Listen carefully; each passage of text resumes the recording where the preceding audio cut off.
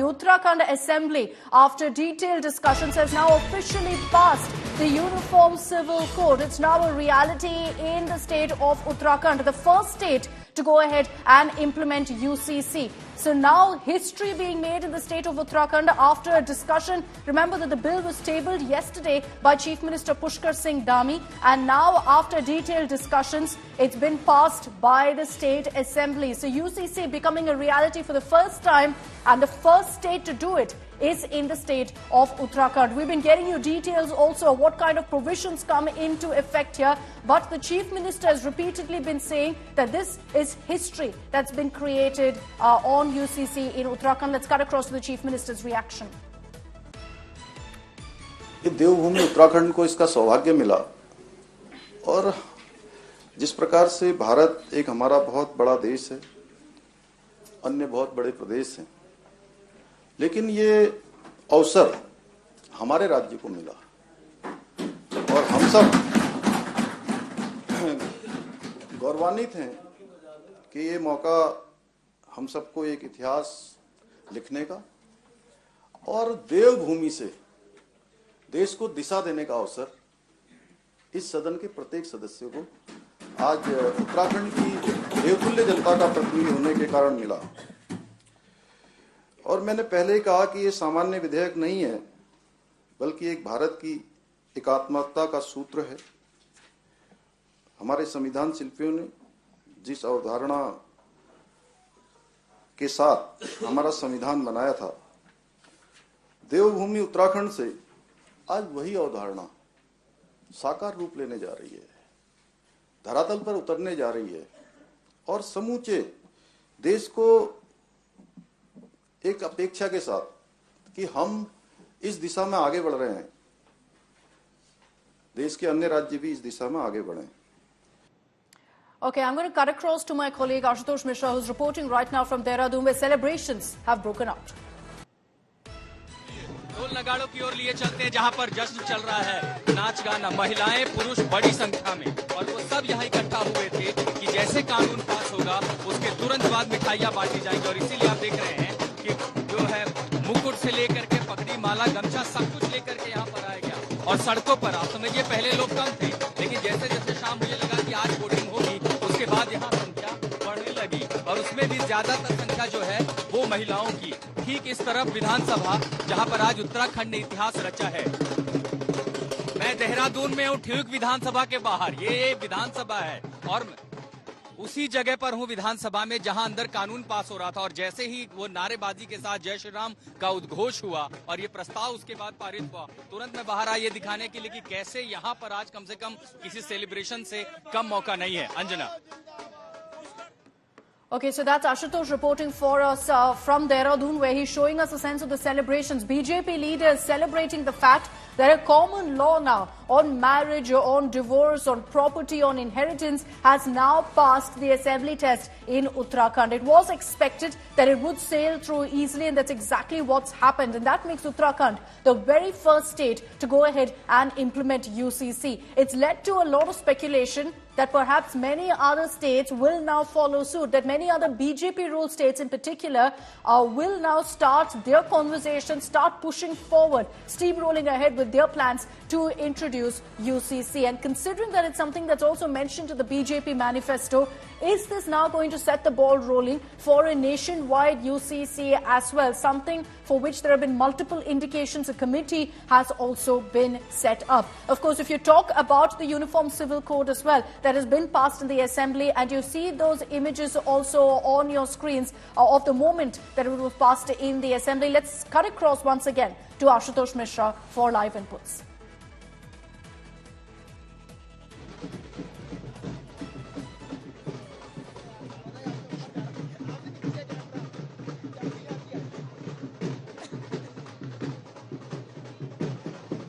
In just a bit to get you those updates of what's really playing out there, but you can hear the celebrations around Ashutosh as well. So the nod has been given now to the UCC, a uniform civil law being put in place for all communities within the state. And live images on your screens right now of the celebrations that have broken out outside the Uttarakhand Assembly. These are BJP MLAs who you can hear chanting, raising slogans. Even yesterday, when the bill was tabled, there were slogans of Jai Shri Ram, Bharat Mata Ki Jai that were raised by BJP MLAs. All of them now congratulating Chief Minister Pushkar Singh Dhami, who's been working on this for the last many months, been actively a part of drafting the UCC as well. The Uniform Civil Code suggestions, and with regards to, the directives that are put in place, there's been a lot of talk, particularly on live-in relationships and the registration of live-ins. But we'll get to that in just a bit. I want to bring in Ashutosh Mishra now on this broadcast. Ashutosh, celebrations breaking out. The BJP fulfilling that big promise in Uttarakhand.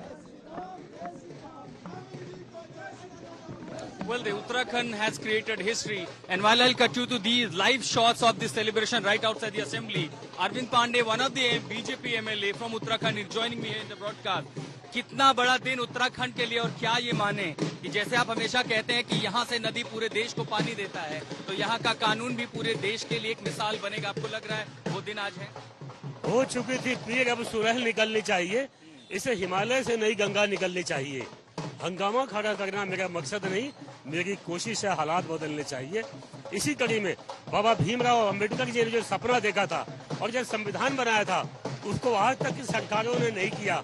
आज मोदी जी के नेतृत्व में, उनके आशीर्वाद से उत्तराखंड की सरकार, पुष्कर सिंह धामी की नेतृत्व वाली सरकार ने यूसीसी को लागू किया है और ये देश के लिए पूरे मॉडल बनेगा। बहुत खुशी की बात है। मैं पूरे पांडे जी, लेकिन ये देखिए विरोध था कंटेंशंस को लेकर के कि भाई इसमें आप जो है पुलिस भेज रहे हैं, आप जो है बेडरूम में पुलिस पहुंचाना चाहते हैं, जनजातियों को एग्जम्पशन दे रहे हैं, एक समान कानून नहीं है। लेकिन सीएम ये कह रहे थे कि देखिए हम बाद में उनको शामिल करेंगे। क्या इंतजार किया जा सकता था कि एक बार सबके लिए नियमावली तय हो जाए, सबसे चर्चा हो जाए? लेकिन साथ साथ will also show you the live images of the celebration right outside here और outside the Vidhansabha. All the BJP workers, supporters have come out in a huge number with dhol nagada. जी अरविंद पांडे जी बोलिए। व्यक्ति गलत हो सकता है, लेकिन लिव इन रिलेशनशिप के माध्यम से जो नवजात बच्चे पैदा होते हैं, उनका दोष क्या है?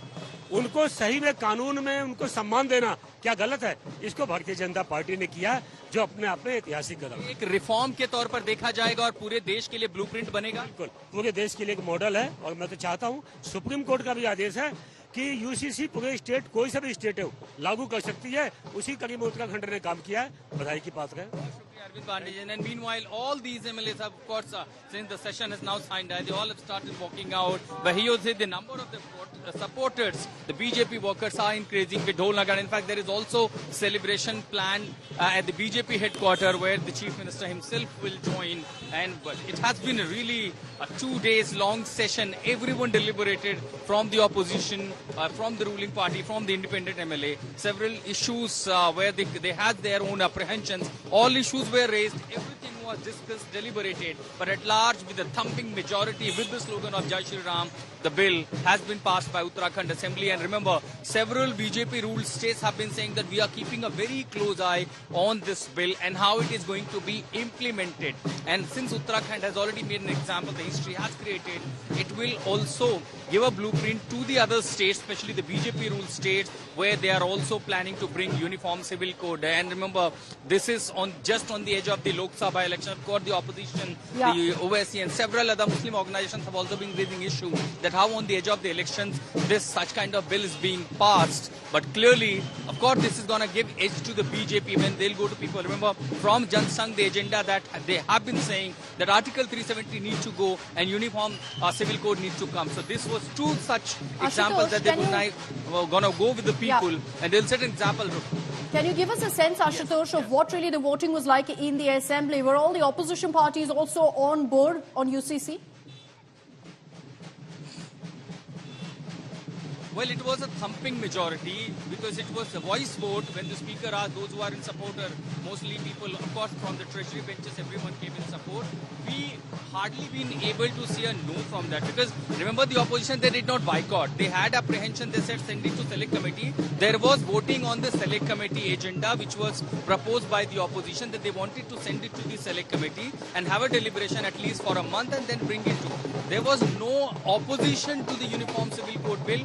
rather there was demand from the opposition to send it to select committee and let there be more and more deliberation. There could be some contention, apprehension, and that need to be addressed, especially on the issue of why the scheduled tribes have been exempted. Responding to that, the Chief Minister said because they have their own tradition, their customs, and that is preserved under the constitutional immunity. And of course, even we have spoken to them, they are on board, and there will be more and more reforms in coming days and happening.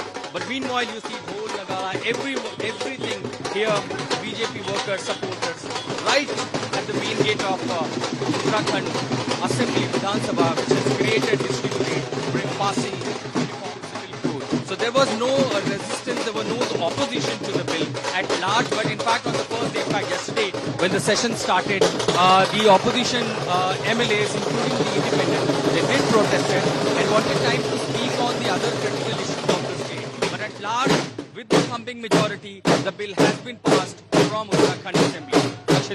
Okay, so this was in fact a promise that was made in the BJP manifesto in the 2022 Assembly elections in Uttarakhand, which is why you're seeing the kind of celebrations there with the BJP saying we've fulfilled that big promise. And the BJP, of course, is maintaining that this is history that's been scripted essentially in Uttarakhand. And there's already a lot of buzz, Ashutosh, about other BJP-ruled states also following in a similar narrative, following the footsteps of Uttarakhand.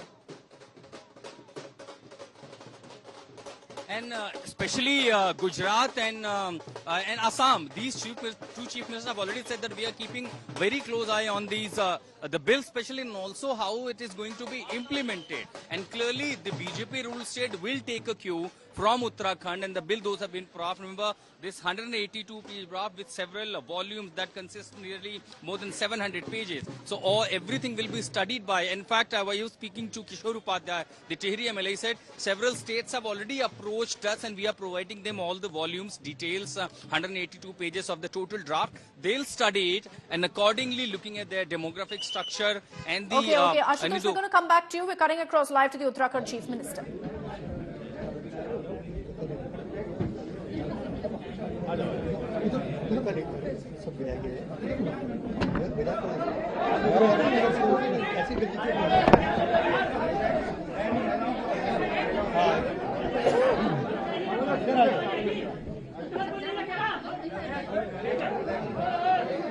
हो गया और कोई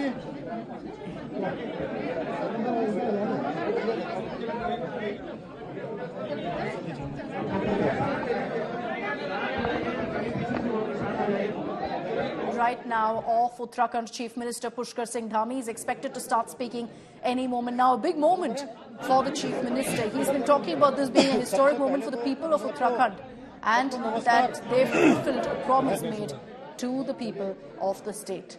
All right, let's go across.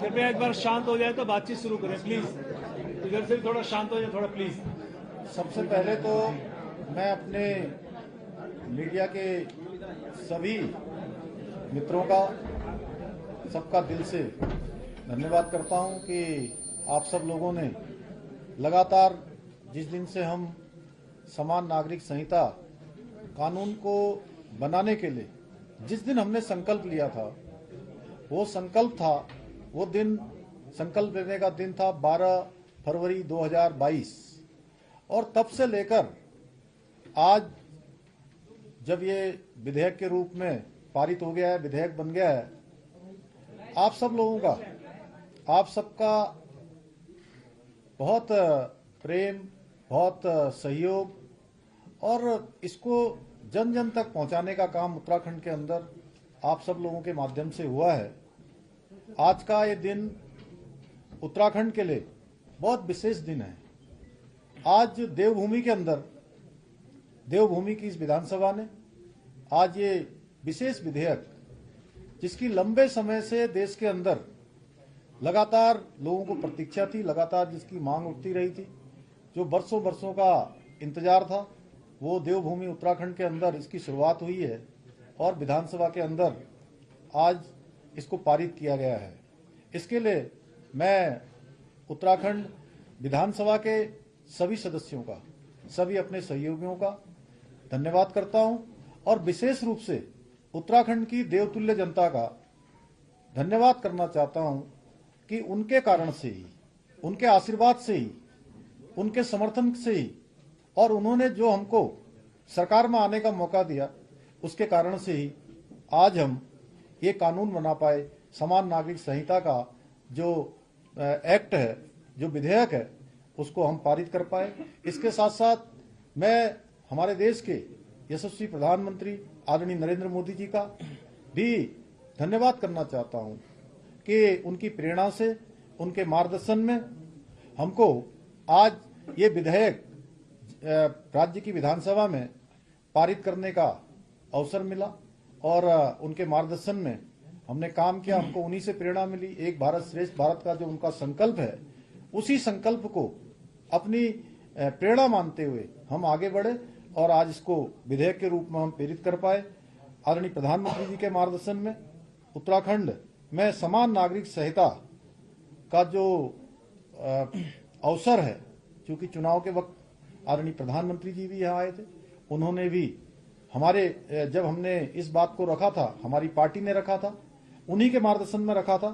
यह कानून सबको एक तरह से समानता का कानून है, सबको एक रूपता का कानून है, सबकी एकता का कानून है, सबका समान अधिकार का कानून है। यह, इसके बारे में अलग अलग लोग अलग अलग बातें कर रहे थे, लेकिन सारी बातें आज और कल जो 2 दिन विधानसभा के अंदर चर्चा हुई है, उस चर्चा में बहुत चीजें स्पष्ट हो गई हैं कि ये कानून हम किसी के खिलाफ नहीं लाए हैं, ये कानून किसी के विरुद्ध नहीं है, बल्कि ये उन माताओं, बहनों, बेटियों के लिए जिनके जीवन में कई बार कुरीतियों के कारण से, कई बार असमानताओं के कारण से उनको अनेक कष्टों का सामना करना पड़ता था, अनेक बार उनको यातनाओं का सामना करना पड़ता था। उन कुरीतियों के कारण से उनका आत्मबल कमजोर होता था। उनके आत्मबल को मजबूत करने का काम, उनको उत्थान की ओर ले जाने का काम, उनकी सर्वांगीण उन्नति के लिए ये कानून हमने बनाया है। ये सब बच्चों के भी हित में है, मातृशक्ति के भी हित में। इस कानून में जहां विवाह, तलाक, गुजारा भत्ता, उत्तराधिकार, लिव इन रिलेशनशिप जैसे जो अनेक महत्वपूर्ण विषय हैं, उन सभी विषयों को इस कानून में शामिल किया गया है और लगभग 2 वर्षों के इस कालखंड में, लगभग 12 फरवरी 2022 से हमने जब इसका संकल्प लिया था, उत्तराखंड की देवतुल्य जनता के सामने रखा था, उसके बाद हमने कमेटी का गठन किया था, ड्राफ्ट बनाने वाली कमेटी। उन कमेटी के सदस्यों का भी मैं, उनका भी दिल से उनका धन्यवाद करना चाहता हूं। उन्होंने विभिन्न वर्गों के बीच में जाकर उस कमेटी ने काम किया, विभिन्न धार्मिक संगठनों के लोगों से भी बात की, उन्होंने जनजातियों के बीच में जाकर भी बात की, अनेक अनेक संगठनों से बात की और लगभग 10,000 लोगों से कमेटी ने प्रत्यक्ष रूप से संवाद किया और 2,33,000 के लगभग लोगों के विचार इसमें लिए, सुझाव लेकर, और 43 बड़े जनसंवाद के कार्यक्रम किए, दिल्ली में भी कार्यक्रम किया और जो ड्राफ्ट बनाया, उस ड्राफ्ट का हमने आकलन किया, हमारी मंत्रिपरिषद ने उसका आकलन किया, परीक्षण किया और उसके बाद उसको विधानसभा में विधेयक के रूप में प्रस्तुत किया। आज ये विधेयक पारित हो गया है और मैं देवभूमि उत्तराखंड की देवतुल्य जनता का धन्यवाद करना चाहता हूं, विधानसभा के सभी सदस्यों का जिन्होंने इसमें सहभागी होने का, जिनको ये अवसर मिला है, जिनके हाथों ये शुभ काम हुआ है, उन सब का धन्यवाद करता हूं और आदरणीय प्रधानमंत्री जी का विशेष रूप से धन्यवाद करते हुए कि उत्तराखंड की देवतुल्य जनता की तरफ से कि देश बनाने की तरफ उत्तराखंड आगे बढ़ा है, उत्तराखंड ने शुरुआत की है और भारतवर्ष के अन्य राज्यों से भी हमारी अपेक्षा रहेगी कि हमने इसको यहाँ पारित कर दिया है, यहाँ एक्ट बना दिया है, महामहिम राष्ट्रपति जी के यहाँ इसको भेजेंगे और जल्दी महामहिम राष्ट्रपति जी के यहाँ से जैसे ही हमको स्वीकृति प्राप्त हो जाएगी तो हम इसको कानून के रूप में राज्य के अंदर लागू करेंगे और राज्य में लागू करने के लिए जो जरूरी व्यवस्थाएं हैं, इतने दिनों में हम उन व्यवस्थाओं को भी सुनिश्चित करने का काम करेंगे। अंत में मैं आप सबका भी धन्यवाद करता हूं। बहुत बहुत धन्यवाद। सर, मुख्यमंत्री जी, कुछ लोगों का ये कहना है कि चुनाव के वक्त इस बिल को जानबूझकर लाया गया है, जिससे इसका So the Uttarakhand Chief Minister there, Pushkar Singh Dhami, thanking Prime Minister Modi and saying that it is because of the central BJP support that they've actually been able to pull off the UCC being implemented in the state of Uttarakhand. Passing the assembly test, very crucial moment there for the state of Uttarakhand. And there's endless speculation of whether this is the beginning of the UCC, of one nation, one law being brought in to several other states and thereby nationwide as well. I want to bring in now our legal editor, Nalini Sharma, also to kind of explain to you what the Uttarakhand Civil Code actually does to the current laws in place. Nalini, there's of course a lot of talk about what this does to marriage, to property, and of course equal laws, same laws for all communities in the state. Let's focus, of course, on the one issue that everyone's been talking about live-in relationships and what UCC states about that in Uttarakhand now. Well, Akshita, first just touching quickly upon why this entire move is so historic, because for a very long time, for several years, it's been debated as to whether or not India should have UCC. In fact, it wasn't very long back when we ourselves in Democratic Newsroom were debating as to whether or not India is ready for UCC. But what was repeated time and again was that UCC, there's no draft also available. So what's the question being asked? Now, not only is there a draft in place, but Uttarakhand has officially enacted it as a law. As soon as it gets the assent, it will be enacted as a law. So it's a big breakthrough in the promise that has been given by the BJP time and again that they are going to bring in a uniform civil code for the entire country. Not for the entire country yet, but yes, for Uttarakhand it has been brought in. But now talking about live-in relationships, it's one of the 4 main aspects that the Uttarakhand UCC deals with. Along with live-in relationships, there are also aspects of marriage, divorce, as well as succession that are mentioned in the bill.